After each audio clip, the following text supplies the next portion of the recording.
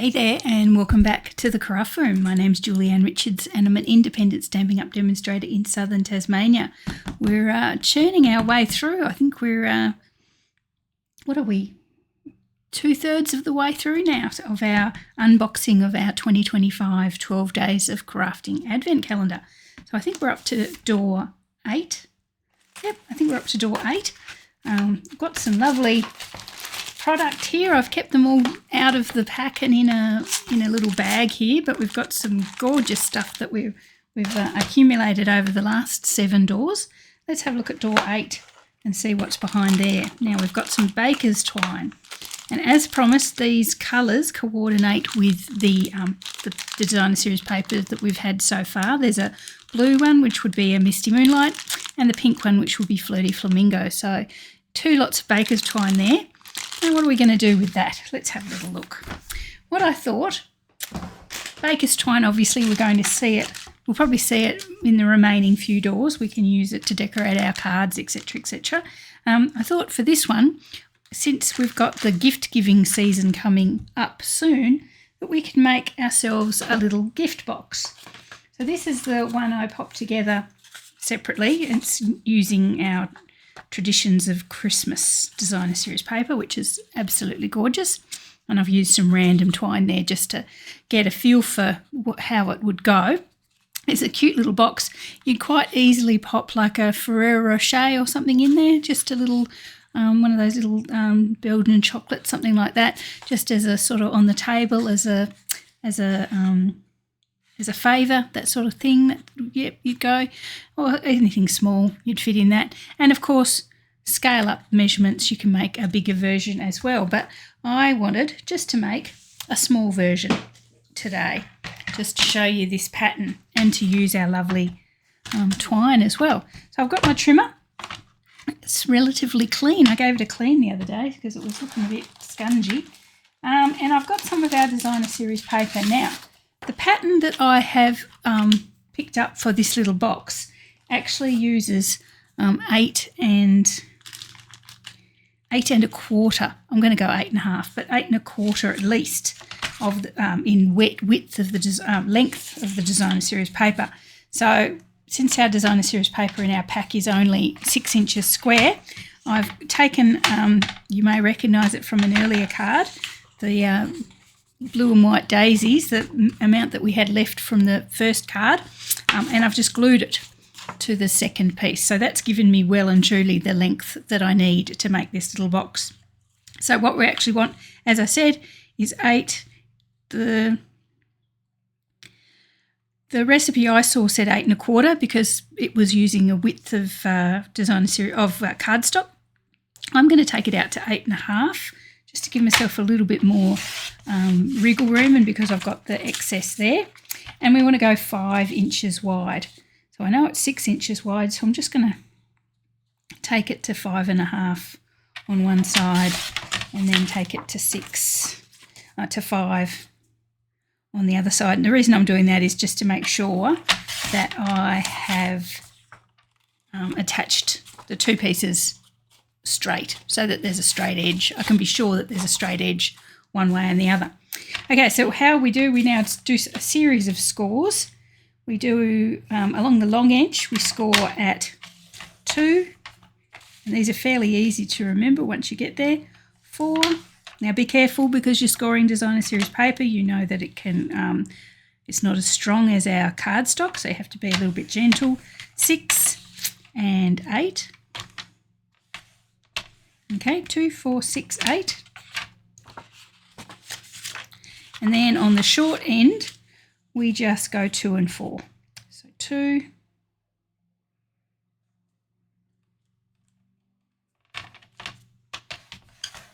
And 4. So pretty easy there. There's not much really to be too traumatised about. 2, 4, 6, and then 2 and 4.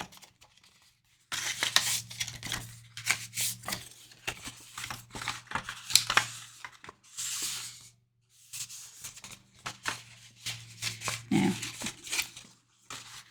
I'll just fold that down. It's a little bit thick there where I've doubled up, so I'm just folding that I'll get rid of my trimmer. Don't need that anymore. Okay. So we're going to do some cuts now, and it's nice and easy to see on this side where we're going to cut. Now, if I can remember where we're going to cut. Right, so this score was 2 and 4, so we've got a little inch gap there. So what we're going to do is turn around, and this is the 2-inch side. We're going to take cuts up to the 2-inch score. So 1, 2. I found this box and I've just made the 1, so I'm going really on memory here, aren't I? So 2, 4, 6, 2, 2, 4, 6, 2, 4, 6, 8. And that's our little tag, our little half at the end there. Okay, then what we're going to do is just basically take that little piece out, and we're going to do the same here. And take that little bit out as well. And just put the little tag end just there. That's where our glue is going to go. Okay, so we've got that so far. Then what we need to do is turn it round, and we're going to take out these little ones here all the way up. We're only going to leave the very end tag there. So taking it out, going all the way up.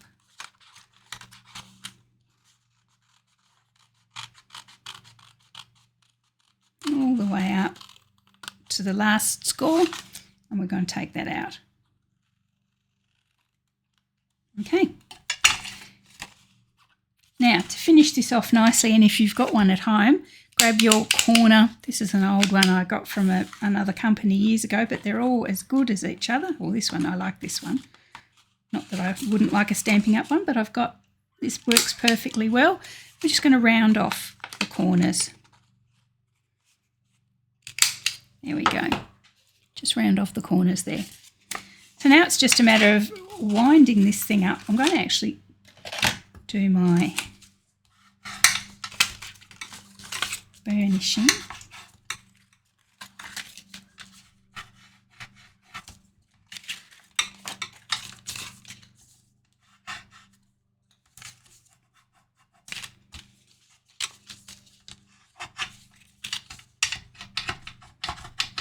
Especially that one, that's a little bit thick where I've stuck the 2 pieces of Designer Series paper together. Okay, so as with our normal boxes, these little tags here are all going to fold in on each other and form our box. See? So the first one there, that little 1/2 inch that we left and we actually tapered it off, I'm going to add some snail to that. Okay. Fold that around so it goes in and under the end. There we are. So we've got the start of a box. Okay. Then each of these is folded down. So I'm going to pop some snail on each of these individually.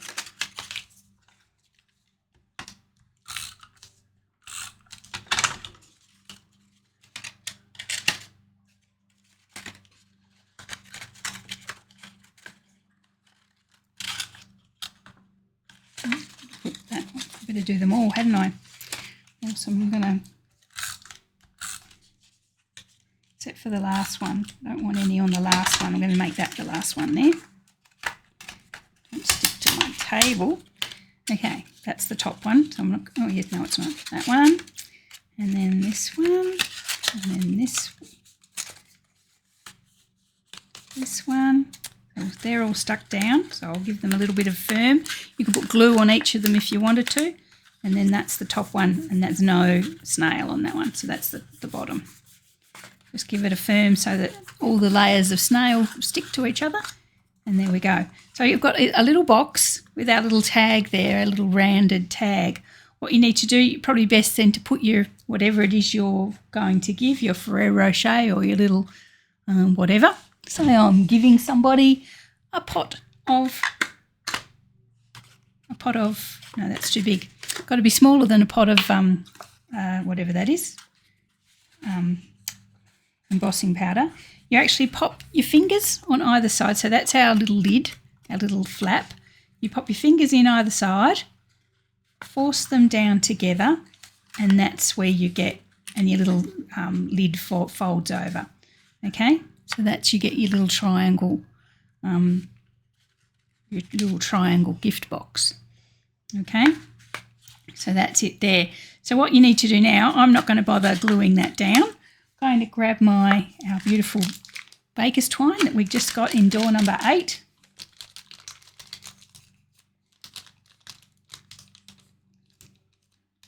I can open the packet. I'll use the blue one because we're using blue-based paper. Okay, hold that down. You could pop a little bit of snail on the back of that little flap if you wanted to. I'm not going to bother because I'm going to just do it with my baker's twine. If you've already got whatever it is that you're giving already in there, it wouldn't matter too much. You could glue it down. I'm going to go around at least maybe 3 times. Yep, 3 times. Cut it off.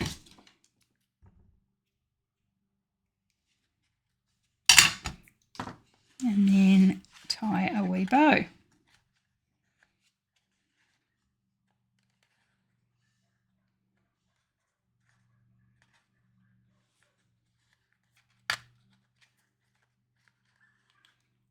And then what we might do is add some bling. And I was also thinking of adding a little sentiment box, one of our gold ones. I'll just spread that out so it looks pretty. It's sort of central. There we go. Okay, so there is our little trinket box, our little gift box. It's a little bit long on that side. Okay, so what I thought we could do is grab our little tags that we've already got. And I can't remember what day we received those. It all seems to be merging into one. And there were some really nice little squared scallops there. I think this one I thought would be nice. So I thought we'd grab our stamp set. So what we think we want to go. Love you. Always in my heart, proud of you, for someone extra special. That one might be nice, for someone extra special, because that's what this is for, someone extra special. My watch has just told me to get some exercise. Obviously doesn't know what I've been doing all day today. I've been working my little butt off. Okay, so for someone extra special, put that there.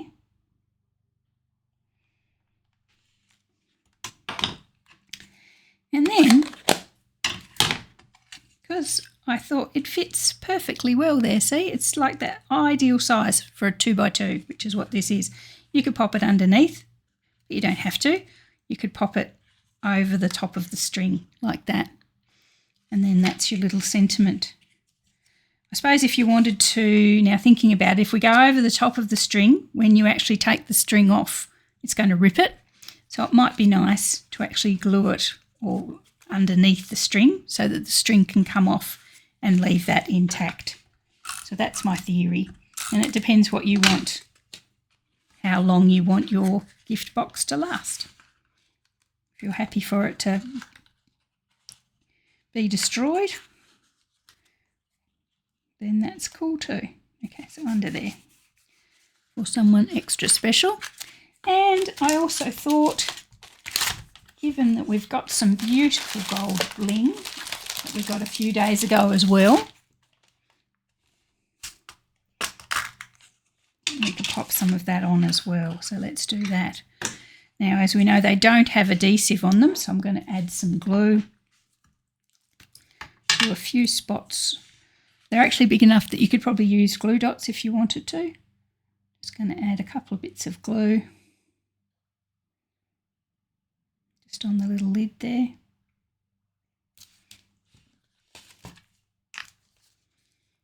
Grab my tape, my pick. Oh.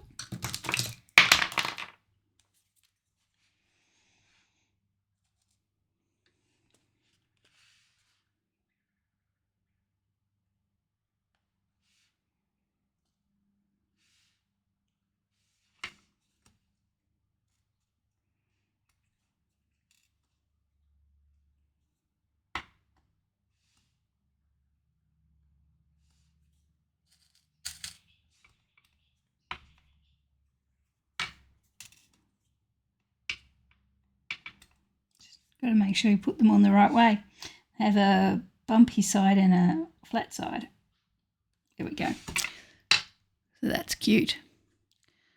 And that's our little box using our baker's twine that we got today, being day 8, plus the paper that we got on day 2, and some of our bling that we got on a previous day as well. So we're actually getting quite a little stash here of products we've got out of our calendar. So there you go. That's our baker's twine. I'm sure we'll see that again over the next few days and ongoing in the future as well. And that's our cute little trinket box, our little gift box there. Just our little table favour, whatever you decide to use that for. As I say, score it up. Maybe 1.5 inch increments rather than inch increments. And see, oh, 2, no, that would make it smaller.